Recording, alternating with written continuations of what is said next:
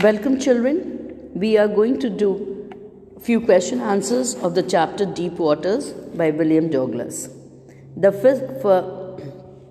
first question: desire, determination, and diligence lead to success.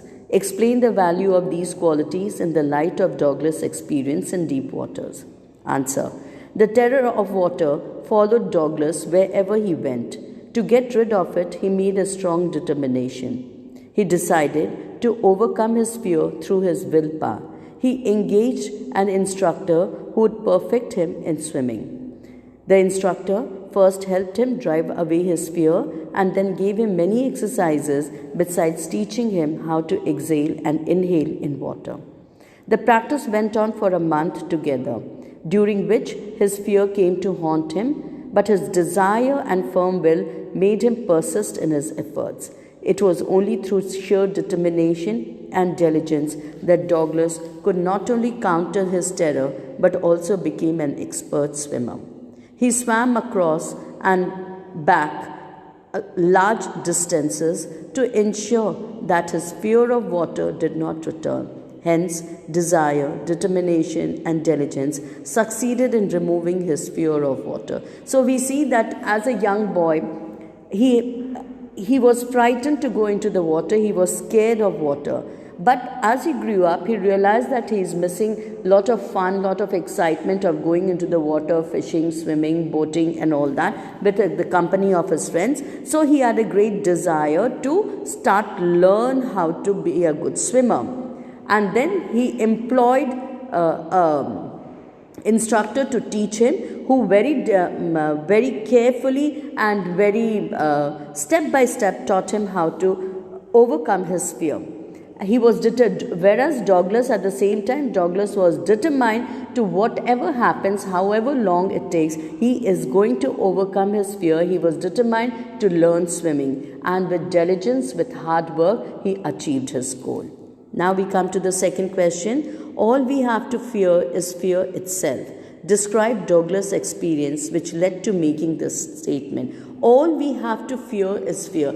We are scared, we are afraid of fear that something is going to happen to us. We are going to harm ourselves. This is the fear that is there in us. But once this fear is over, we get over this, there is nothing like fear and we can achieve everything. Now in Douglas' case, the answer: Douglas had experienced both the sensation of dying and the terror that the fear of death can cause. So Douglas has both the experience, that the sensation of dying when he was senseless, when he was sinking low, and before that, the terror when he was sinking down, a terror seized his heart that very soon his life will come to an end. Strong will, determination, courage, as well as honest labor won over all his terror and fears.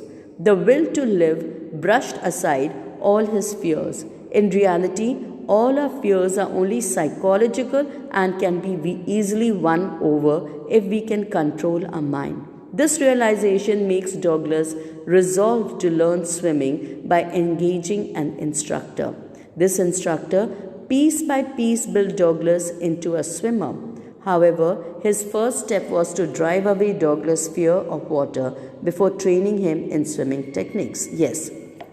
So the fear that is there, it's in the mind, it's in the heart. We just have to remove it. And the more we practice, the more confident we will be, and the less of fear will be in. And the teacher and the instructor who had come to teach, he was in no hurry. So he knew that first of all, the fear of water has to be removed from Douglas' mind and heart before he learns to swim. And piece by piece means gradually, very slowly, one step at a time, one thing at a time, to learn one thing and then the next thing and all. And when all these steps were complete, when all these techniques were complete, it was put together and Douglas was left alone to swim. Even after that, even when the instructor left, Douglas put all his determination, used all the techniques he had learned to swim alone and gain the confidence. Okay, the third question: how did Douglas develop an aversion to water? Answer: when Douglas was 3 or 4 years old, his father took him to the beach in California. Douglas hung on his father, yet the waves knocked him down and swept over him. His father was laughing, but there developed a terror in Douglas' heart at the overpowering force of waves. The incident which further strengthened its hold on his mind and personally occurred when Douglas decided to learn swimming when he was 10 or 12 years old. He went to the YMCA pool. There was a big bully tossed him into the deep end of the pool. He went down to the bottom of the pool and panicked because all his efforts to come back up failed.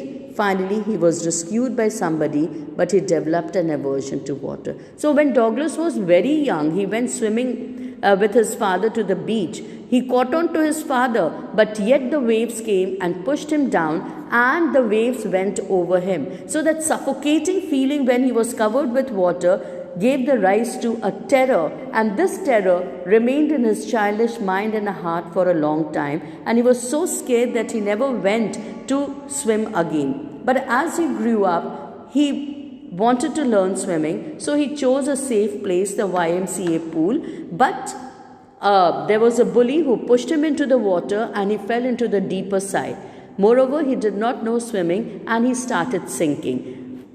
After coming up to the surface and then going down again, thrice it happened with him, and finally he lost his power to go down. He lost his strength to go down, come up on the surface, and as a result he started sinking, but soon he was rescued. Now this incident, as it is he was terrorized, as it is he was frightened of swimming in water, and this incident set a deep mark, put him into greater trouble and complete aversion for water.